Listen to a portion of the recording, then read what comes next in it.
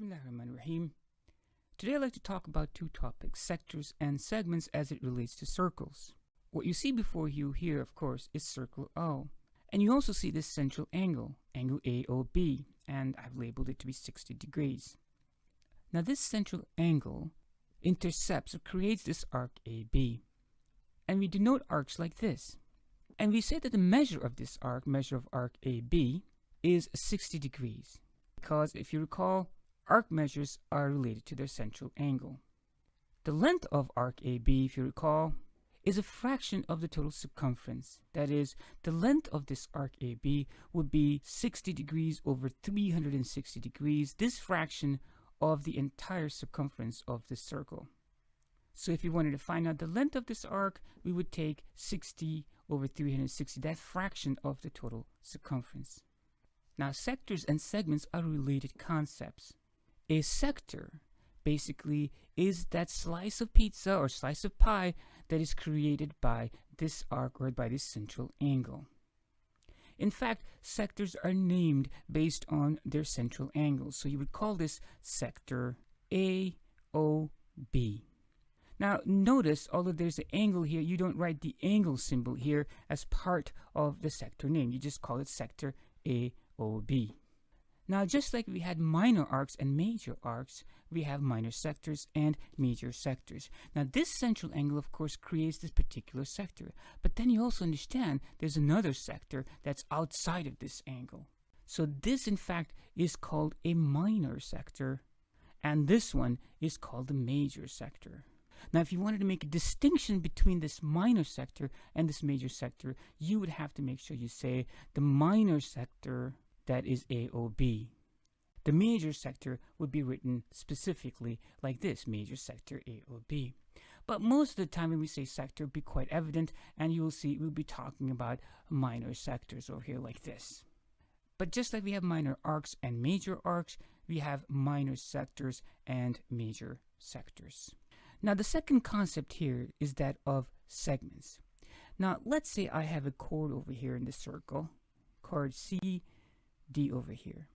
Now this little area that this chord cuts out, now that's called a segment. Now the term is the same, like we use segment AB for a little segment like this. But when it comes to circles, segment represents that particular area, in this case the area that is shaded in purple. And segments are also referred based on the arcs that are created. So you would call this segment that is created by arc CD. So you would call this segment CD.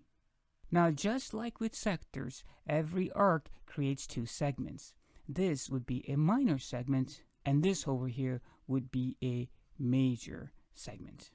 Over here like this. This again would be a minor sector, and its complementary major sector. Over here like this. So this is the basic terminology that is associated with sectors and segments.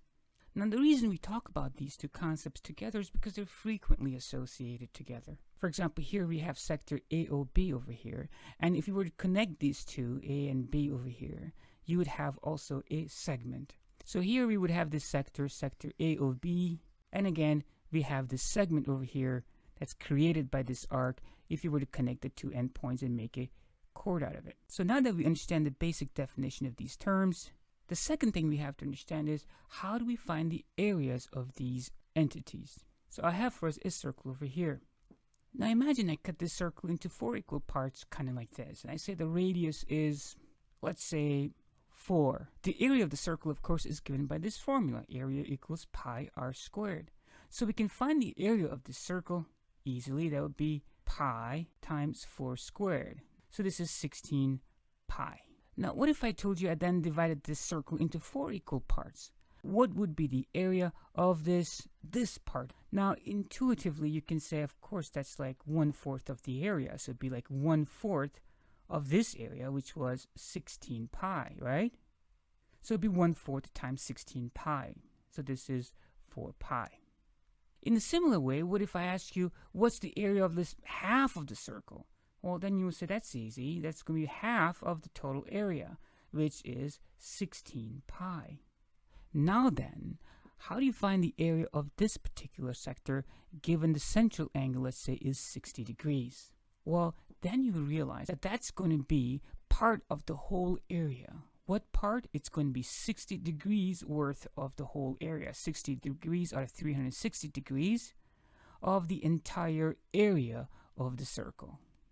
Correct? Area of a sector simply is that part or that fraction of the total area. What fraction? The fraction of the angle. You realize, of course, that this represents either the central angle or the arc measurements, because arc measurements are based on the central angle. I hope you also see that you can calculate the area of a sector based on the arc length. In other words, area of a sector can also be found by the length of the arc over the total length of the circle, which is the circumference of the circle. That's going to be the fraction times the area of the circle. In other words, the way you figure out what fraction of the whole circle is this sector, well, that fraction is going to be based on either the central angle, the arc measurements, or the arc length. Okay, so let's do some examples over here. Here we have circle C, and we're given that the radius here is 5. And then we're told that this angle here, the central angle, is 45 degrees. And we're asked to find the area of the sector, this minor sector ACB over here.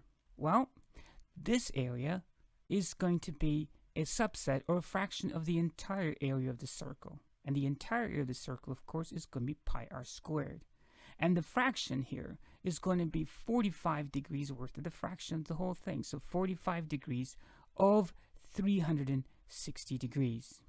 If you simplify this, you get 1/8 times pi r. Here's 5, that's 25. So this is going to be 25 pi over 8.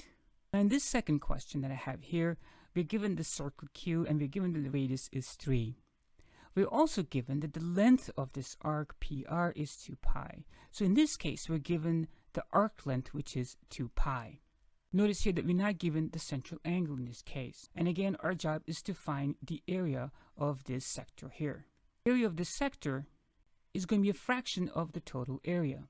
Now, what fraction would you say? Well, it's going to be a fraction of either the central angle over the 360, or alternatively, the arc length, this part of the circumference, this arc length to the total circumference of the circle. So it's going to be 2 pi, which is this arc length, over the circumference of the circle over here. It's going to be this fraction of the total area, which is going to be pi r squared.